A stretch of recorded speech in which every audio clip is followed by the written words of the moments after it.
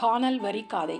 மாதவியின் தோழி வசந்தமாலை கை நீட்டி தந்த குற்றமில்லாத யாழை தன் கையால் தொழுது வாங்கினாள். நாட்டிய வகைகளில் உள்ள இசையை கூட்டி பார்த்தாள். பண் வகைகளை பாடி பார்த்தாள். வார்த்தல், வடித்தல், உந்தல், உரழுதல், சீருடன் உருட்டல், தெருட்டல், அள்ளல், ஏர் உடை, பட்டடை என இசையோர் வகுத்த 8 வகையின் இசைக்கரணத்து பட்ட வகைகளில் தன் காதுகளை கொடுத்து கேட்டு பார்த்தாள். பின்னர் கோவலன் கையில் யாழை ஈட்டினாள். அவன் அதனை வாங்கி காவிரியை நோக்கிய ஆற்றுவரி, கடல் நிலம் கானலை நோக்கிய கானல் வரி ஆகிய வரி பாடல்களை மீட்கத் தொடங்கினான். மாதவியின் மனம் மகிழுமாறு யாழை மீட்டினான். கோவலன் தலைமகன் ஒருவன் தலைவியை நினைந்து பாடுதற் போன்ற பாடி யாழை மீட்டுகிறான். முதலில் புகார் நகரத்து நெய்தல் நிலத்து மக்களின் வாழ்வு சிறப்பை பாடிவிட்டு, சோழ மன்னனின் வெற்றி சிறப்புகளை பாடிவிட்டு, ஆற்றுவரி பாடல்கள் தொடர்ந்து அவன் கானல் வரி பாடல்களை பாடினான். தலைவியின் பெருமை தலைவன் விரித்துரைப்பது போல் பாடிவிட்டு, பின்னர் நீலமலரை கையில் ஏந்தி பறவைகளை கடிவாள். அவள் கண்கள் வேலினும் கொடிய வாட்டும் தன்மைய. அன்னமே, நீ அவள் அருகில் செல்லாதே. அவள் நடைக்கு நீ ஒவ்வாய். அதனால் நீ சென்று உறவு கொள்ளாதே. அவள் கொடுமையை எடுத்து கூறினான் தலைவன். இச்செய்தியை கோவலன் பொதுப்படையாகவே வைத்து இப்பாடல்களை பாடினான். அவன் பாடிய பாடல்களில் உள்கருத்து உள்ளது என்று மாதவி தவறாக கொள்கிறாள். ஊடல் கொண்டவள் போல் யாழை கையில் வாங்கி அவளும் பாடத் தொடங்கினாள். அவள் மறுப்புரையாக பாடுவது என்னவென்றால், முத்துக்கள் தந்து எங்களை தலைவன் மயக்க விரும்புகிறான். அவை அவள் பல்லுக்கு நிகராக கடல் அலைகள் கரை சேர்க்கும். முத்துக்களே எங்களுக்கு போதுமானவை. அவன் கையுறை தேவையில்லை. இவ்வாறு மாதவியின் தோழி கூறுகிறாள். அதற்கு மாதவியோ, நாரையே, நீ என் தலைவனுக்கு என் துன்ப நோயை எடுத்துரைக்க மறுக்கிறாய். எனக்கு நீ உதவவில்லை. நீ இங்கே வந்து என்னை அடையாது விலகுக, விலகிச் செல்க என கானல் வரி பாடல்கள் பாடி முடித்தாள். வேறு ஒரு புதிய பண்ணில் தொடர்ந்து சில பாடல்களை பாடினாள். கைக்கிளை சேர்ந்த செவ்வழி பாலை பண்ணை பாடி முடித்த பின்னர் மாலை பொழுது கண்டு மயங்கி தலைவி தெரிவிக்கும் செய்திகளை அவள் தொடர்ந்து பாடினாள்.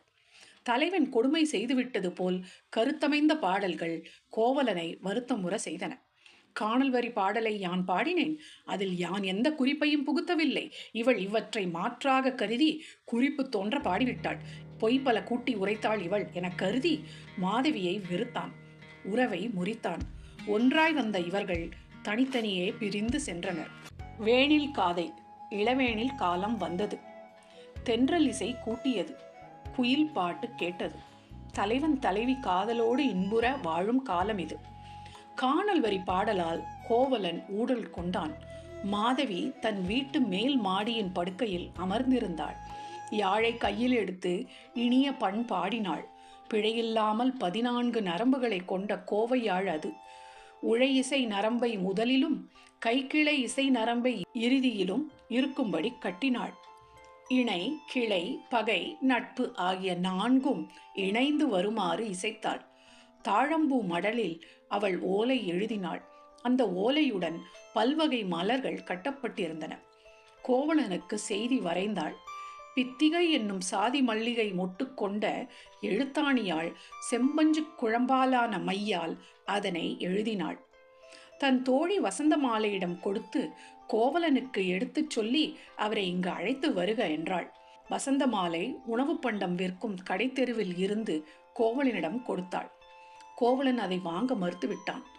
அவள் ஆடல் மகள் ஆகையால் அவளுக்கு இது கைவந்த கலை என்று கூறுகின்றான். இந்நிலையை வசந்தமாலை மாதவியிடம் விளக்கினாள். மாதவி செய்வதறியாது நெஞ்சத்துடன் மாலையில் வராவிட்டாலும் காலையில் வந்து விடுவார் என்னும் நம்பிக்கையோடு மலர் பரப்பிய பஞ்சனையில் படுத்து கிடந்தாள். இவ்வாறு துன்புறும் மாதவியே, உன் திருமுகத்தை கானல் வரி பாடும்போதே இழந்து விட்டாயே, இது தெரியவில்லையோ உனக்கு? கனாத்திரம் உரைத்த காதை. பகல் போய் மாலை வந்ததும் மகளிர் முல்லை மலர்களையும் நெல்லையும் தூவி விளக்கு ஏற்றி இரவிற்கு ஏற்ற கோலம் புனைந்து கொள்வர். அப்படிப்பட்ட மாலை வேளையில் ஒரு நாள் தேவந்தி என்ற பெண் கண்ணகிக்கு குறை ஒன்று உள்ளது என எண்ணி வருந்தி அவளை பார்க்கச் சென்றாள். அருகம்புல், பூளாப்பூ, நெல் ஆகியவற்றை தூவி கணவனோடு சேர்ந்திருக்க பெறுவாயாக என வாழ்த்தினாள். கண்ணகியும் அவ்வாறே பெருகுவேனாக என சொல்லி மகிழ்ந்தாள். கண்ணகி ஒரு கனா கண்டாள். அதை அவள் தேவந்தியிடம் விவரிக்கிறாள். என் கணவன் என் கையை பிடித்து கொண்டு சென்றான். ஒரு பெரிய ஊரை சென்றடைந்தோம். அந்த ஊரில் தேள் கொட்டியது போல் ஒரு சொல் கேட்டேன். அது கோவலனுக்கு உற்ற தீங்கு. அதற்காக அந்த நாட்டு மன்னனிடம் நான் நீதி கேட்டேன். அந்த அரசனுக்கும் அந்த ஊருக்கும் தீங்காய் முடிந்தது. தீய குற்றம் சுமத்தப்பட்ட என் கணவனோடு நான் உற்ற திறத்தை கேட்டால் ஊர் வியக்கும் என்று கண்ணகி தேவந்தியிடம் கூறினாள். தேவந்தி கண்ணகிக்கு காவிரி ஆறு கலக்கும் இடத்தில் நீராடி வழிபட்டு செய்துவிட்டு வரலாம் என கூறிக்கொண்டே இருக்கும் பொழுது ஒரு சிறு பெண் வந்து, கோவலன் போலும் ஒருவன் நம் வீட்டு வாயிலில் வந்திருக்கிறான் என்றாள். கோவலனும் வந்தான். தன் மனைவி வாடியிருந்த மேனியின் வருத்தத்தை கண்டான். வஞ்சகம் கொண்ட சாக்கடை பெண்ணோடு ஆடி கழித்து என் மூதாதையர் தேடி வைத்திருந்த வானலாவிய செல்வம் தொலைந்து விட்டது. இந்த வறுமை எனக்கு நாணத்தை தருகிறது என்றான். கண்ணகி சிரித்தாள். அது நன்மையை வெளிக்காட்டும் சிரிப்பு. அந்த சிரிப்பு முகத்தோடு சொன்னாள், என் சிலம்பு இருக்கிறது, எடுத்துக்கொள்ளுங்கள் என்றாள். கோவலன், நல்லவளே கேள், இந்த சிலம்பினை முதலீடாக வைத்து நான் இழந்துவிட்ட அணிகலன்களையும் பொருளையும் மீட்க திட்டமிட்டுள்ளேன். மதுரைக்கு செல்வோம், என்னோடு எழுந்து வா என்று உரைத்தான். பொழுது புலர்வதற்கு முன்னர் இரவில் புறப்பட்டான்.